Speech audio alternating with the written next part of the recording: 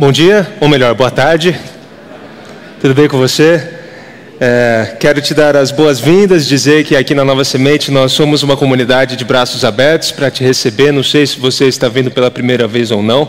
Também estendo as boas-vindas a quem está acompanhando a nossa programação pela internet. Quero dizer que eu estou muito feliz de estar aqui hoje.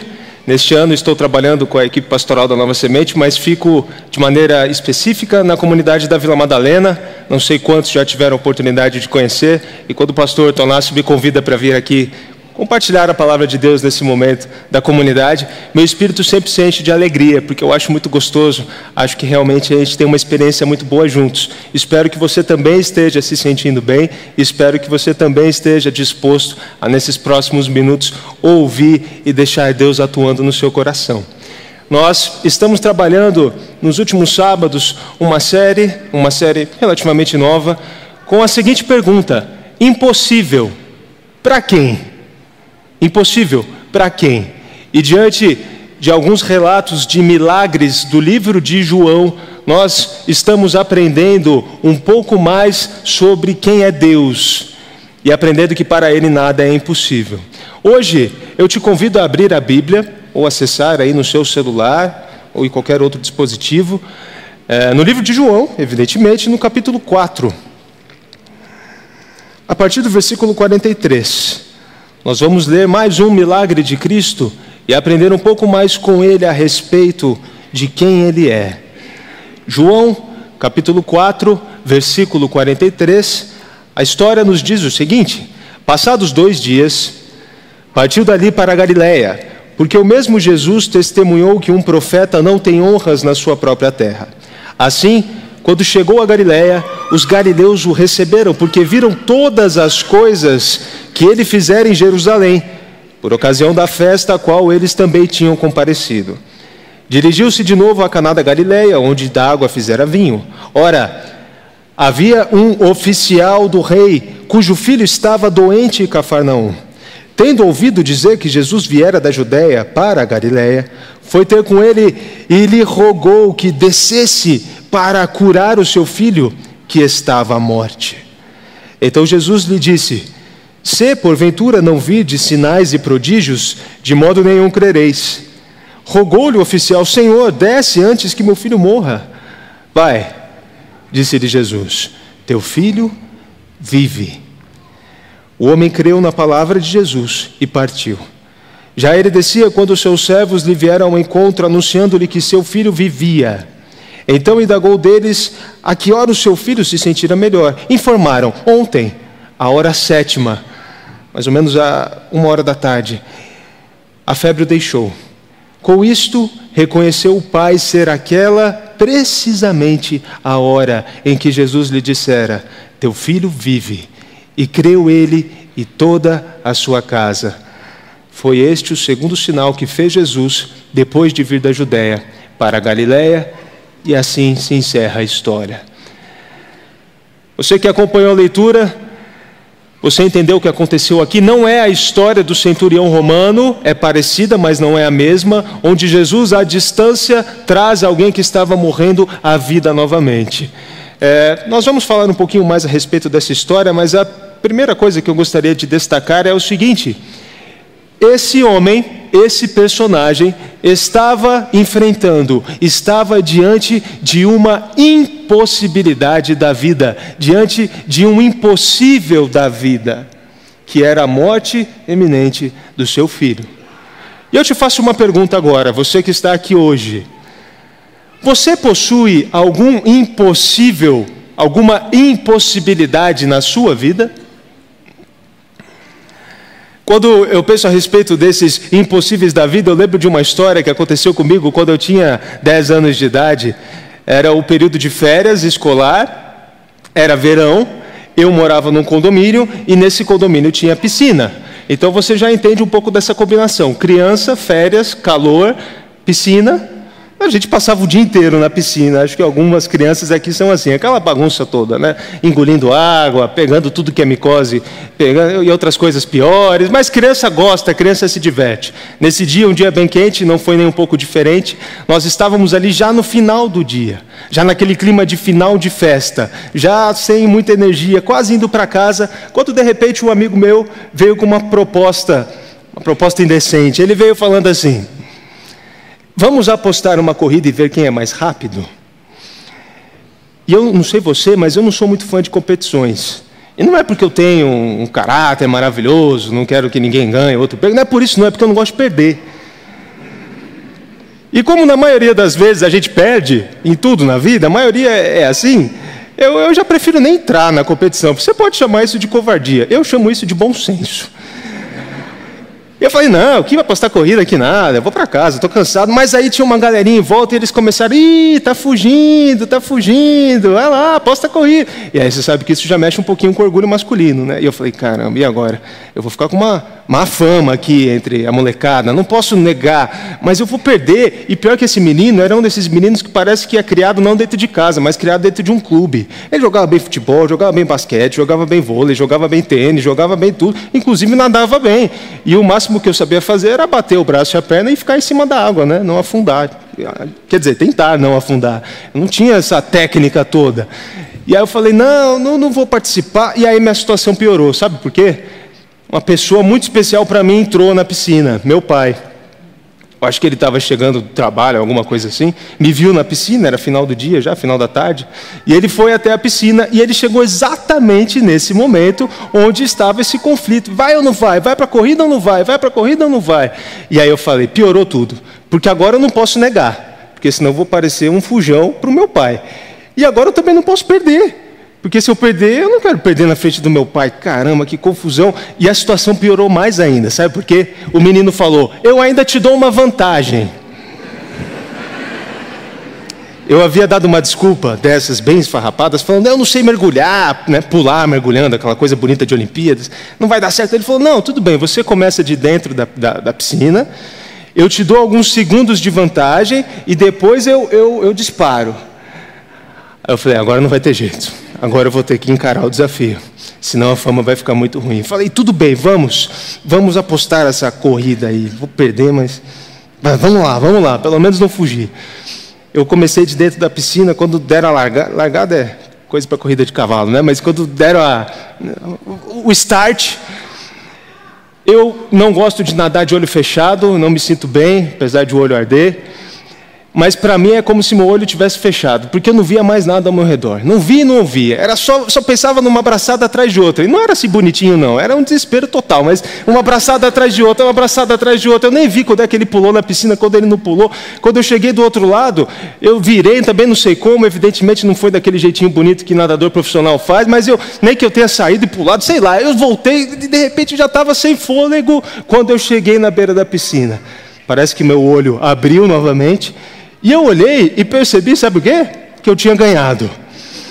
E aí eu fiquei feliz. Eu falei, nossa, eu ganhei, não acredito. Eu achava que ia perder, fiquei radiante e tal. Mas durou 4 segundos esse pensamento, uns 4 segundos.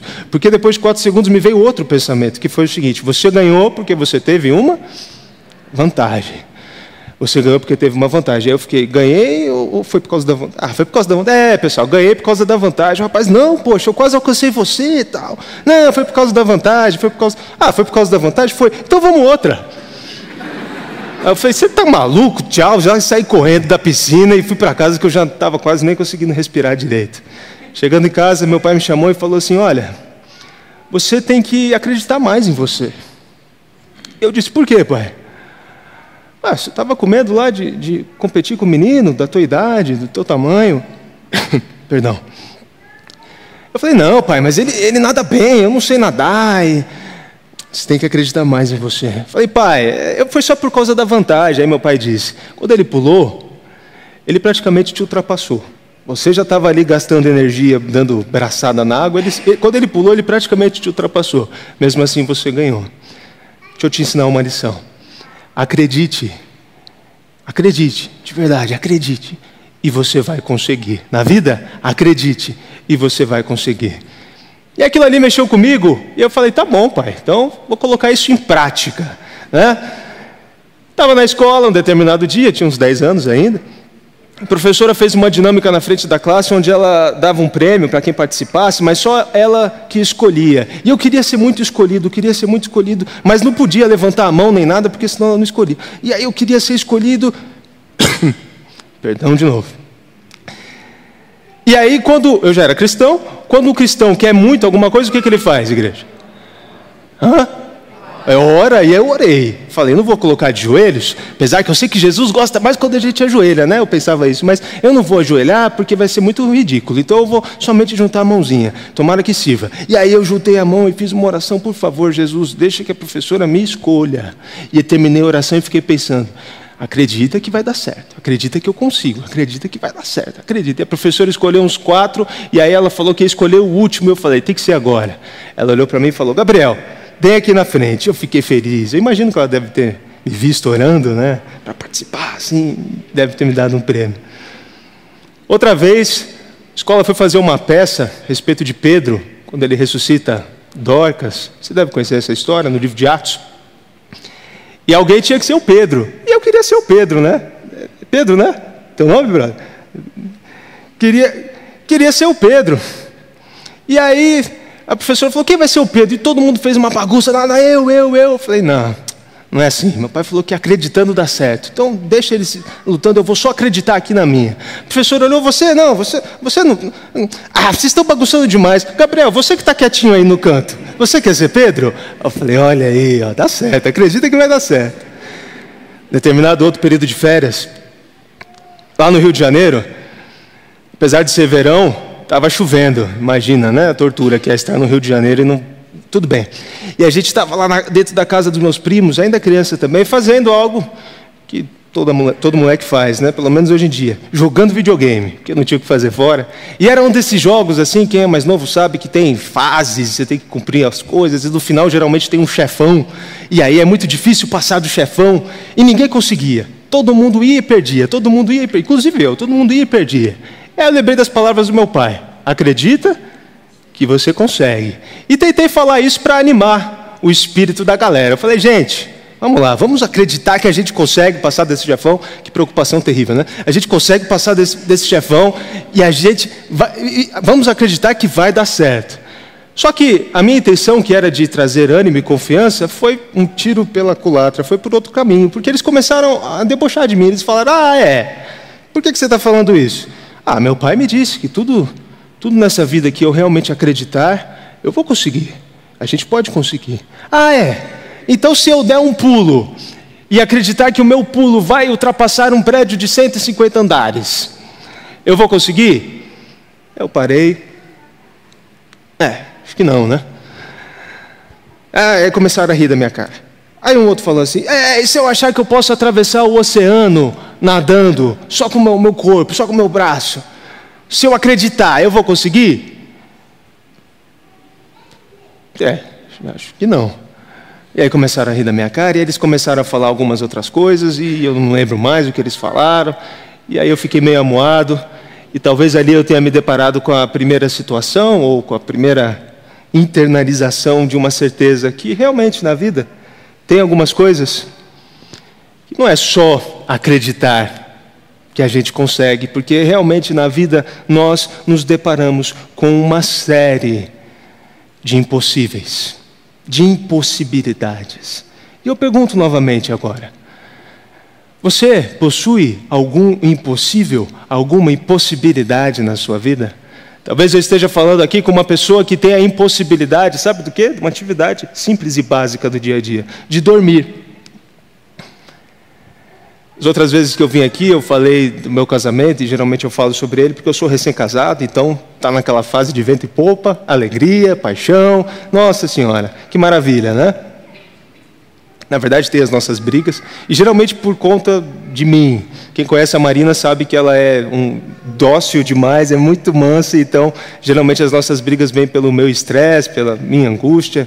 Sou um pouquinho mais perfeccionista, e geralmente, como qualquer perfeccionista, a gente é perfeccionista em relação à vida do outro e não à nossa, né? Mas se tem uma coisa que é bom na vida de casado, é você poder dormir acompanhado. E essa semana, acho que foi a segunda vez que eu dormi fora de casa. Eu dormi no encontro de pastores.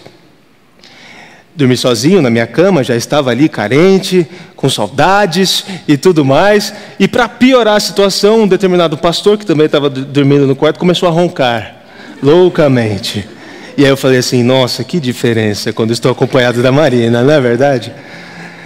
Talvez você tenha impossibilidade de dormir por conta de algum problema de respiração, seu ou de outra pessoa, mas talvez você tenha a impossibilidade de dormir por um problema maior, uma insônia, causada não por ronco, mas por angústia, por estresse, por preocupação, por ansiedade. Talvez eu esteja falando com uma pessoa aqui que tem a impossibilidade de se relacionar com o próximo, de amar o próximo, de estar com outras pessoas. Apesar de viver em São Paulo, gostaria de viver num mundo só seu. Talvez eu esteja falando com uma pessoa que tenha a impossibilidade de sonhar, pois já perdeu as cores da vida, a impossibilidade de cantar, a impossibilidade de ver os pequenos detalhes que muitas vezes trazem satisfação para o nosso coração, mas a tristeza é tão grande, a preocupação é tão grande que a gente só vê tudo cinza, principal cor aí da nossa cidade. Talvez eu esteja falando com uma pessoa que tem a impossibilidade de estar em paz com Deus, apesar de estar aqui. Apesar de às vezes tentar ler a Bíblia, de tentar orar, mas eu não estou em paz com Deus, seja por falta de fé, seja por falta de confiança, seja por falta de paixão, de amor por Deus. Talvez eu esteja falando com uma pessoa aqui que tem a impossibilidade de estar feliz dentro da sua própria casa, com um casamento quebrado, ou até mesmo com um casamento que já não existe mais, com um relacionamento com os filhos que não existe mais. Talvez eu esteja falando com uma pessoa que tem a impossibilidade, a mais cruel realidade humana, de viver, pois está com uma doença incurável. Talvez eu esteja falando com uma pessoa que tenha a impossibilidade de viver, e viver em abundância, como Jesus prometeu. Mas sabe, eu tenho boas notícias para você hoje, pois essa história tem alguns personagens, apesar de não ser grande, e o principal deles não é a impossibilidade desse homem, mas o principal deles é Cristo Jesus, o nosso Senhor e o nosso Deus. Eu gostaria de falar um pouco sobre ele agora, com base na seguinte classificação: Cristo Jesus, o Deus impossível.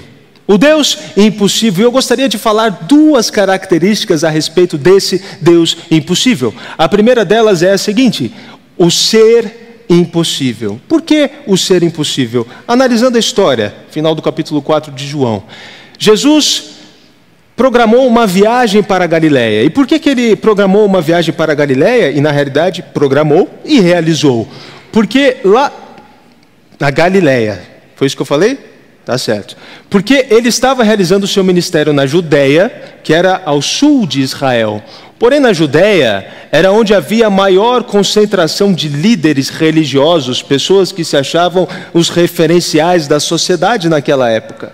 E o ministério de Cristo começou a causar inveja, começou a causar ciúmes, começou a causar dor de cotovelo. E eles já começaram a levantar um movimento contra Cristo. Por isso, Cristo se retirou, foi para a Galileia, e como a própria passagem diz, ele sabia que na sua terra natal, apesar de ele não ter nascido lá, mas ter crescido lá, ele não seria tão reconhecido como era no sul de Israel. Porém, Jesus já havia feito muita diferença nesse mundo, e a própria história mostra que quando ele chegou na Galileia, multidões vieram até ele para ver os seus milagres e para ver os seus prodígios. Sabe por que Jesus era tão famoso? Sabe por que Jesus trazia atrás de si multidões por onde quer que ele passava? Porque Jesus era e é o ser impossível. E o que é esse ser impossível? Porque Jesus, por onde passava, curava, ensinava, pregava, fazia o bem, cuidava das crianças, tocava nos leprosos, dava atenção e amor para o rico e para o abastado? Sim, mas para o pobre e para o necessitado também, para aqueles que eram excluídos da sociedade. Jesus estava com todas as pessoas, Jesus fazia o bem para todas as pessoas, Jesus era a encarnação, a personificação, o exemplo máximo que todo mundo pode ter a respeito do que é ser bom, a respeito do que é ser correto, a respeito do que é ser santo, a respeito do que é ser perfeito no amor, a respeito do que é ser o próprio Deus. O ser impossível, pois nenhum judeu daquela época, e nenhum homem, nenhuma mulher, nenhum ser humano em toda a história da humanidade poderia ter feito e poderá fazer o que ele foi e o que ele fez. O ser impossível. Você acredita que Deus está contigo em todos os momentos? Sim ou não? Você acredita que quando você está feliz, Deus fica feliz com você? E quando você está triste, Ele fica triste com você? Sim? Pois bem, então me tira uma dúvida. Eu sei que o nascimento de uma criança, como o Vitor, que teve a apresentação aqui agora, é uma alegria incomparável para uma família, não é verdade? Nasceu, e é aquele movimento, os pais, nossa, radiantes, os outros parentes vão até o hospital para ver, e tem festa, e tem alegria. Será que Jesus se alegra nesses momentos? Se alegra. Mas, e quando alguém morre? É o contrário, né? É o luto, é uma tristeza terrível. Será que Jesus se entristece? Acredito que sim.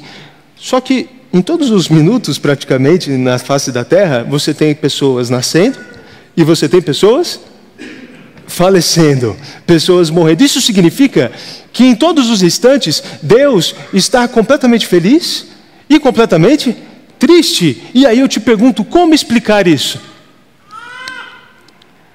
Como explicar? É somente uma característica em relação a Deus que trava a nossa capacidade de explicar as coisas racionalmente. Deus e Jesus, o ser impossível, mas o ser impossível, que na maior impossibilidade do que poderia ter feito, veio à terra.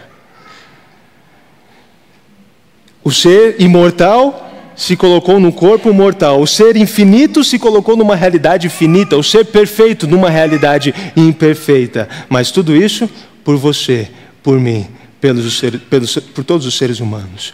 O ser impossível. Mas a história continua. E a história diz o seguinte, que chegando Jesus na Galileia, as pessoas vieram até ele, e uma dessas pessoas foi um oficial do rei, provavelmente um judeu muito rico, muito abastado, que estava passando por uma terrível impossibilidade da vida. Seu filho estava para morrer. E ele disse, mestre, por favor, venha até a minha casa e cure o meu filho, preciso de ti. Eu não sei se você reparou, mas Jesus deu uma resposta, de certa forma, ríspida. Jesus disse o seguinte, se vocês não virem sinais e prodígios, vocês não creem? Um tom de ironia. Por que será que Jesus deu uma resposta tão ríspida para aquele homem? Sabe por quê? Vários comentaristas, estudiosos da Bíblia mostram o seguinte, que Jesus visualizou, Jesus já sabia o que se passava dentro do coração daquele homem, que era a mesma coisa que se passava no coração de todas as outras pessoas que foram vê-lo. Sabe o que era? Eles tinham visto que Jesus era um ser poderoso. Eles tinham visto que Jesus tinha poderes sobrenaturais e podia fazer coisas que ninguém mais podia fazer. E logo eles ficaram felizes e contentes porque agora ele estava no meio deles. E esse ser poderoso então poderá realizar tudo aquilo que eu quero, tudo aquilo que eu acho que eu preciso, tudo aquilo que eu necessito. Agora Jesus está aqui, agora eu vou ter tudo nas minhas mãos. E aquele pai, de certa forma, foi limitando o poder de Jesus, porque ele disse, venha até a minha casa para salvar meu filho. Espera aí, Jesus precisa ir até algum lugar para salvar alguém? Que diferença, meus amigos, da história do centurião romano. O centurião romano disse o quê? Mestre, não perca o seu tempo vindo até aqui, pois eu sei que somente pela tua palavra, somente pelo teu desejo, somente pela tua voz, o meu servo já pode ser salvo da morte. Isso nos dá uma pequena ilustração, que é a seguinte: o centurião romano era considerado, numa contextualização muito simplificada, peço sua licença para fazer, um homem da igreja, um homem de Deus, um homem da fé, um homem cristão, um servo de Jesus. Mas ele teve muito mais fé, e ele teve uma compreensão muito maior de quem era Jesus Cristo, o Deus Todo-Poderoso, do que o personagem da história de hoje, que era um judeu, um homem da igreja, ou melhor, eu não sei se eu me confundi aqui no que eu falei, agora peço sua licença, mas o centurião era considerado um homem fora da igreja. Foi isso mesmo que eu falei? Não, eu falei o contrário. O centurião era considerado um homem fora da igreja, um homem que não conhece a Deus, um homem que não conhece a Bíblia, um homem que não conhece os princípios divinos, mas ele teve muito mais fé daquele judeu, da história de hoje, que supostamente deveria conhecer tudo isso. Muitas vezes, fora da igreja, nós encontramos pessoas mais sinceras, pessoas mais fiéis, pessoas que compreendem melhor quem é a figura do Deus Todo-Poderoso e o que Ele pode fazer. Me lembro o privilégio que eu tive uma vez de fazer um pequeno grupo na Unicamp, não sei se teve alguém que já estudou lá ou se estuda, que é um dos campos universitários mais ateus do Brasil. E um determinado dia a gente fazia o PG numa praça, num lugar de movimentação, onde tinha várias tribos desse perfil de galera que estuda em faculdade pública, que é um perfil bem alternativo, ou não, mas tem de tudo. E uma dessas meninas que nós consideramos diferentes entrou e participou, e ela acabou participando de oração com um amigo meu, um estudante de teologia também, e no final ele me disse: cara, foi sensacional. Eu disse: o que foi sensacional? Eu ter feito um momento de oração com ela. Por quê? Porque eu fiz a minha oração por ela, e fiz aquela oração meio padrão que a gente sempre faz.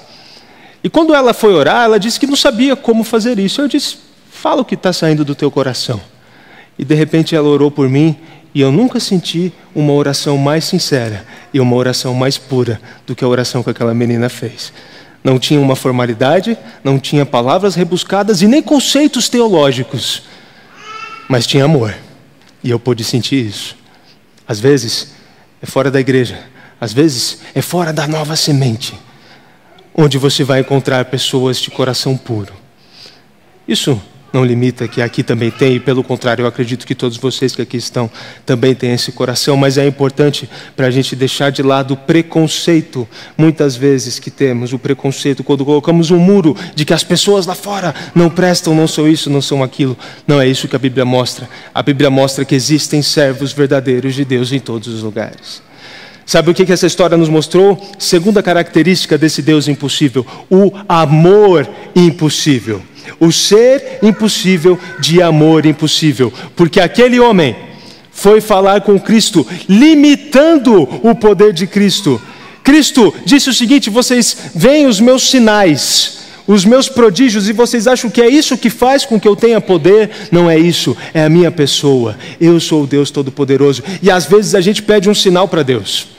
Ah, Deus, eu estou quase tomando a decisão, mas eu preciso que o Senhor me dê um sinal. Eu vou colocar isso aqui e amanhã tem que desaparecer. Eu não sei, eu vou falar essa frase contigo e algum ser humano tem que vir falar exatamente essa mesma frase que eu estou falando contigo para eu ter noção que o Senhor está se comunicando comigo. E tantas outras coisas nas quais nós limitamos o poder de Deus, como aquele homem judeu fez. Mas Jesus o mandou para casa com nenhum sinal e com nenhum prodígio, mas somente com o poder da sua palavra. Ele disse: vai, que o teu filho já está curado. O poder da palavra, o poder da palavra de Jesus. O amor impossível das pessoas que buscam a Ele, limitando e não acreditando nele. Você já orou a Deus alguma vez não acreditando que Ele fosse fazer o que você está pedindo? Será que eu devo perguntar na maioria das vezes? Mas mesmo se você ora assim, mesmo com as tuas falhas, mesmo com os teus erros, esse ser impossível também tem o amor impossível. E aquele homem não merecia o milagre, não merecia a salvação, mas Deus o fez, e ainda o fez em via dupla.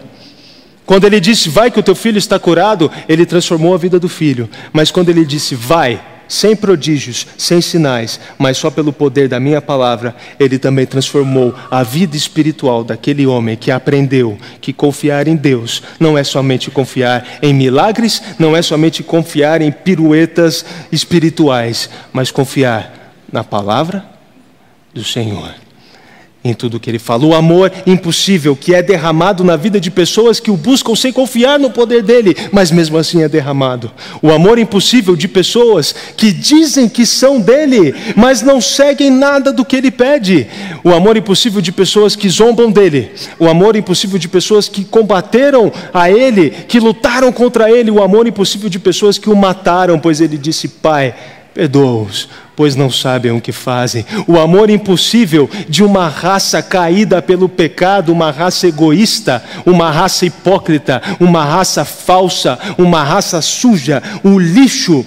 E sabe de quem eu estou falando? Não são dos judeus, eu estou falando de mim. Eu estou falando de você. O amor impossível de quem não merece nada, mas o amor impossível de quem faz tudo por você. O ser impossível de amor impossível. O ser impossível de amor impossível. Como eu disse, lá em casa nós estamos passando por um momento de muita alegria, início de casamento, muito apaixonados. E como todo mundo que é apaixonado, parece que a gente tem uma necessidade muito grande de falar que ama, né?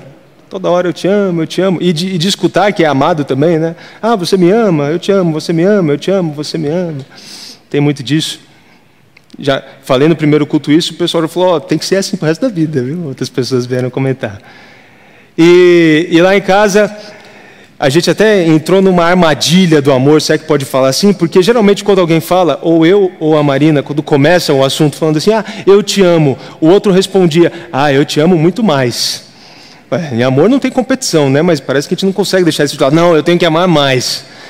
E aí isso incomodava, né? Não, amar mais, aí você está tirando o romance da história. Não pode falar, eu te amo muito mais. Mas de vez em quando escapa. A gente fala assim, eu te amo muito mais. Aí quando um fala, eu te amo muito mais, o outro responde, impossível. E aí o outro responde assim, totalmente possível. Que clima, né? De melosidade. Mas fica tranquilo, porque é o seguinte... Eu vou explicar o que acontece, você vai entender. Tudo isso acontece em alemão. Então o romance vai para o espaço, tá? Quem não sabe, minha esposa é alemã, ela fala português, mas esse diálogo específico é em alemão, porque eu consigo falar as palavras, então eu fico feliz, porque eu não consigo falar muita coisa, que eu consigo eu falo. Entendeu? Mas tudo é em alemão, então a velocidade vai embora. Mas queria que você prestasse atenção nisso. Possível, totalmente, ou melhor, impossível, totalmente possível. Impossível, totalmente possível. Eu vou confessar um erro aqui com vocês agora. Na verdade, o que eu fiz até agora foi uma certa pegadinha, porque eu falei do Deus impossível, não é verdade? O ser impossível, de amor impossível. Mas nós devemos inverter a lógica. Se tem algo que é impossível, sou eu e você, ou viver sem esse Deus. Que na realidade, esse Deus não é impossível, mas Ele é totalmente possível. Esse Deus não é o ser impossível, mas Ele é o único ser possível. Esse Deus não tem o amor impossível, mas Ele tem exatamente o único amor possível, totalmente possível. E eu te pergunto agora novamente, quais são os impossíveis da tua vida? Quais são? Pastor, o impossível da minha vida é que eu chego em casa e o que era para ser um momento de alegria vira um momento de tristeza, porque a minha mulher cobra o dinheiro do aluguel, o dinheiro da escola dos filhos, o dinheiro da viagem que eu prometi fazer, mas eu não consigo porque eu não tenho no final do mês. Às vezes o impossível da tua vida é ter que ir diariamente não, mas 3, 4 vezes na semana para um processo de hemodiálise. Ciente de que a tua vida está indo embora porque o teu corpo já não está funcionando mais. Às vezes, o impossível da tua vida é estar olhando para mim aqui agora e não estar acreditando em nada do que eu falo e não dar espaço para Deus trabalhar no seu coração. Qual é o impossível da tua vida?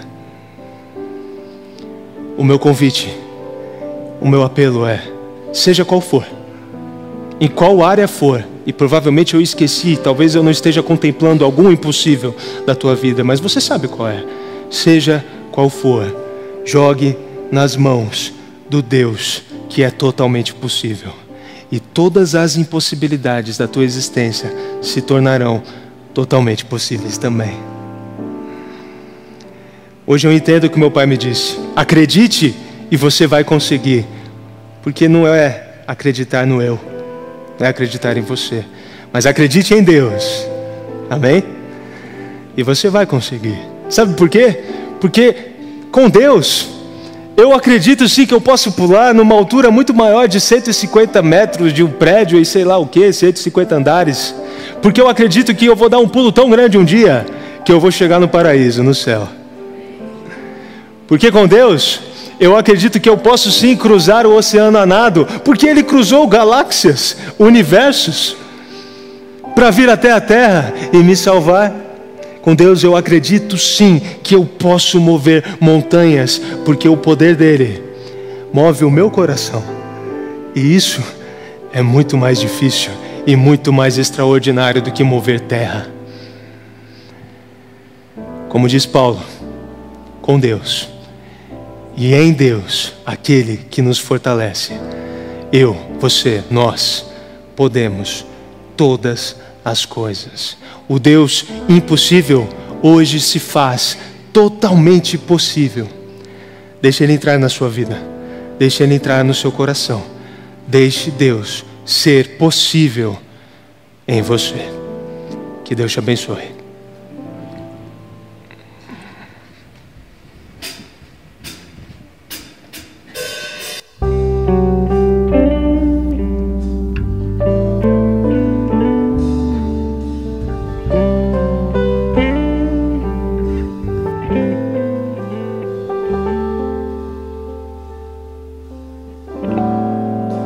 Sei que os meus olhos,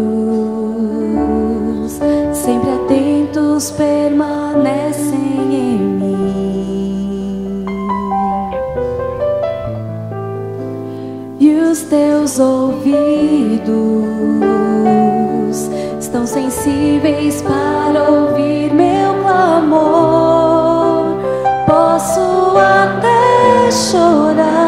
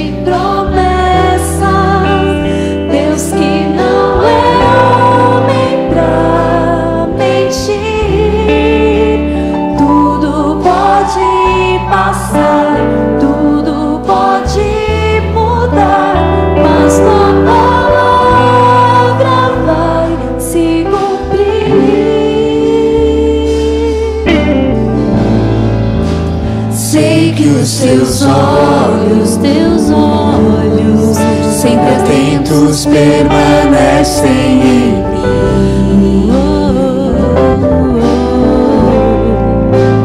e os teus ouvidos estão sensíveis para ouvir meu clamor. Posso até chorar, alegria vem de manhã.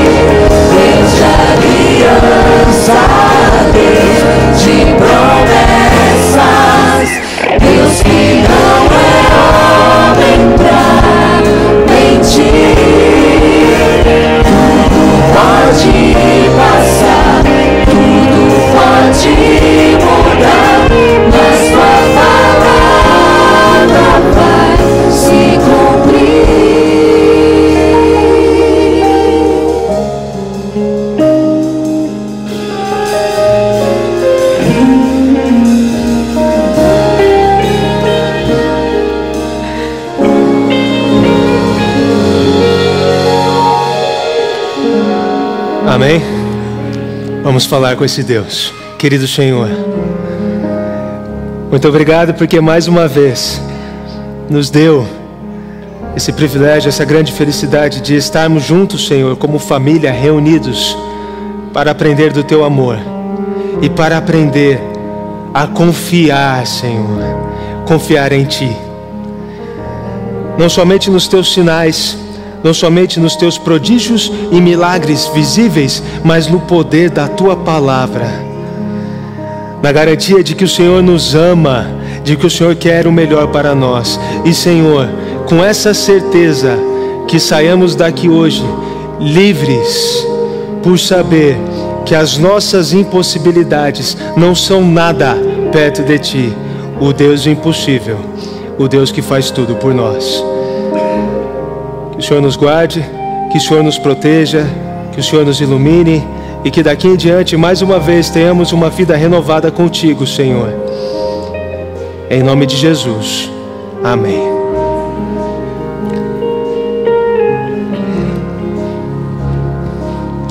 Que Deus te abençoe, que Deus te guarde, que você tenha um restante de sábado abençoado, especialmente entre os teus familiares e amigos, e espero poder revê-lo aqui outras vezes. Fique com Deus.